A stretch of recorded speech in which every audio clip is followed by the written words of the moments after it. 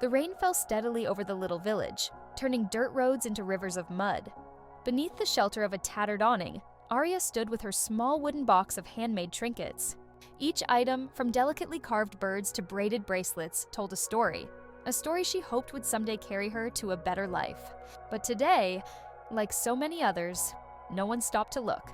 People hurried past, huddled under umbrellas, their eyes fixed ahead.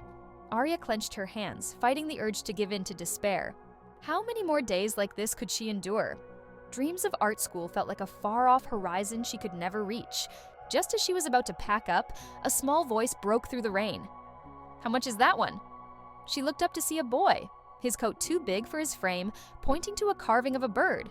Its wings were spread wide, as if caught mid-flight.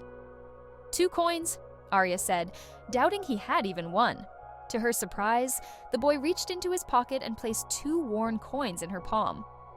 "It's not much," he said shyly, "but I really want this one." Aria studied him for a moment, then smiled and handed him the bird. "Why this one?" The boy's face lit up as he held the carving close. "It looks like it's flying towards something. That's what I want to do one day. Fly away and do something big." Aria watched him disappear into the rain, her heart both heavy and light. His words stayed with her as she walked home that evening, her soaked shoes squelching with each step.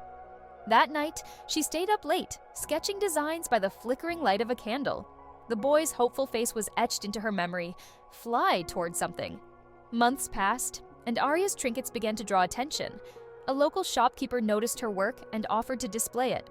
Travelers passing through the village started buying them, charmed by their intricate details and the stories they seemed to whisper.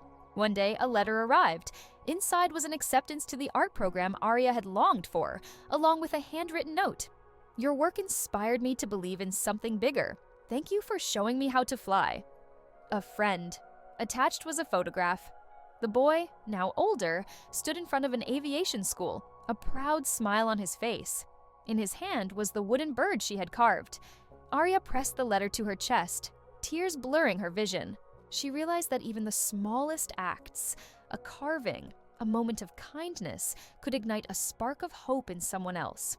And sometimes that spark would find its way back to you, brighter than you ever imagined.